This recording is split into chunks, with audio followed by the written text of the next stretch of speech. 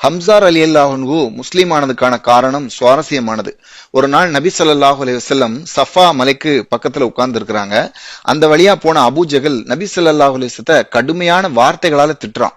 ஆனா நபி ஸல்லல்லாஹு அலைஹி வஸல்லம் அவர்களோ எந்த விதமான பதிலும் சொல்லாம வாயை மூடி மௌனமா இருக்கிறாங்க.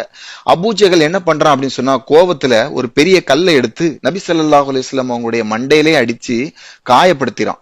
காயப்படுத்திட்டு அவன் என்ன பண்றான் அப்படின்னு சொன்னா, காபாவுக்கு பக்கத்துல போய் அங்க அவங்களுடைய கூட்டத்தார்களுடைய சபையில போய் அமர்ந்துகிட்டான்.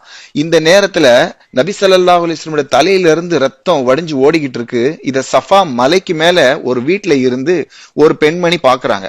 அந்த பெண்மணி இதை பார்த்துட்டு என்ன செய்யறாங்க அப்படின்னு சொன்னா, வேட்டையிலிருந்து வில்லும் கையுமா திரும்பி வரக்கூடிய ஹம்சார் ரலியல்லாஹு அன்ஹு அவங்க கிட்ட போய் சொல்றாங்க இந்த சம்பவத்தை.